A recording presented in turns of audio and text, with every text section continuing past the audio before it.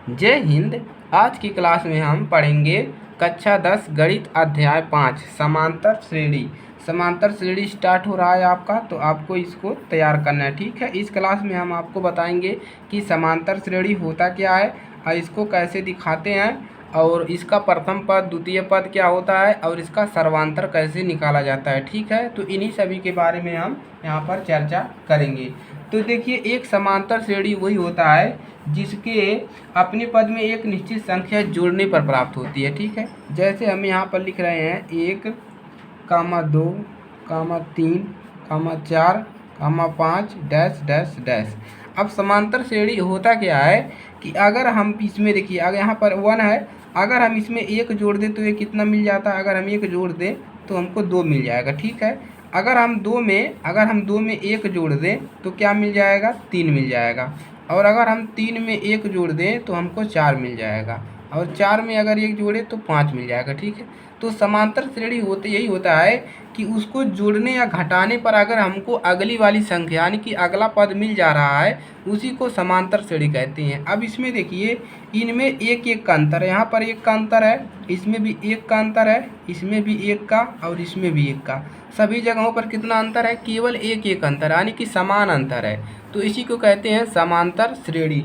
जैसे और एग्जाम्पल लेते हैं, जैसे यहाँ पर हमने ले लिया 100 ले लिया, 70 ले लिया, 40 ले लिया और 10 ले लिया। ठीक है, अब देखिए इसमें क्या डिफरेंस है।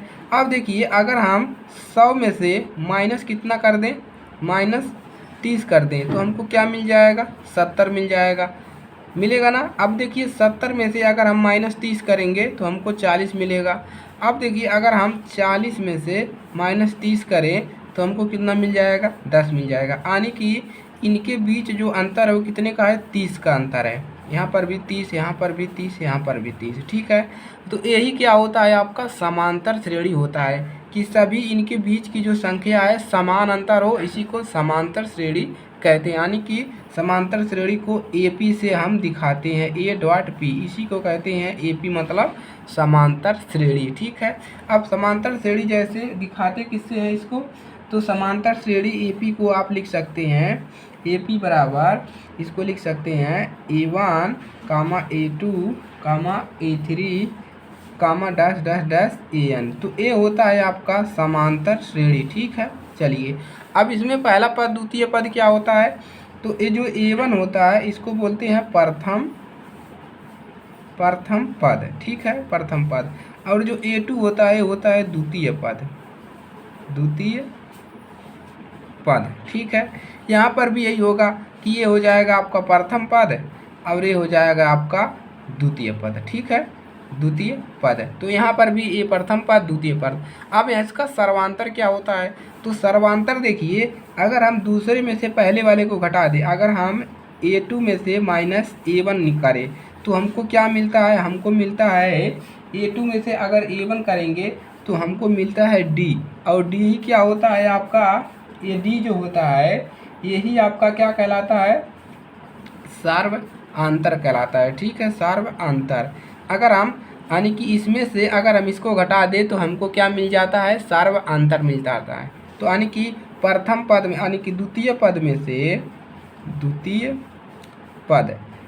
पद में से अगर हम प्रथम पद को घटाते हैं, प्रथम पद, तो हमको क्या मिलता है, तो हमको मिलता है सर्वांतर। कितना याद रखेंगे,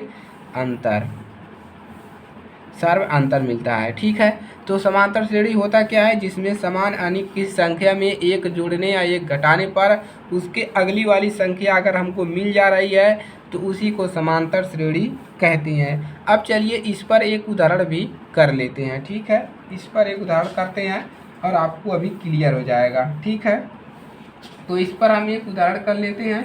चलिए अब हम इस पर उदाहरण करते हैं। चलिए उदाहरण, तो जैसे हमने ले लिया 4, 10, 16, 22 डैश डैश डैश।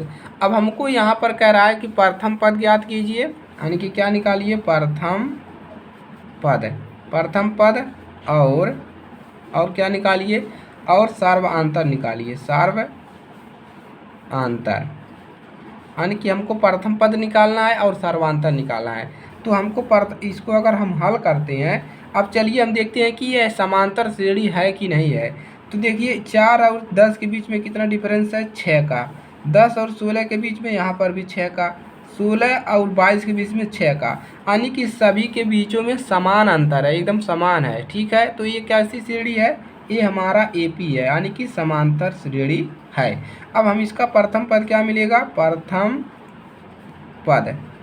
पद हमको मिल जाएगा। इसका हमको क्या मिलेगा, प्रथम पद यानी कि A1 क्या मिलेगा हमको, प्रथम पद ये मिल जाएगा हमको 4। ठीक है, प्रथम पद 4 मिल गया। अब हमको सर्वांतर क्या करना होता है, यानी कि दूसरे में से पहले को हमको क्या होता है, घटाना होता है।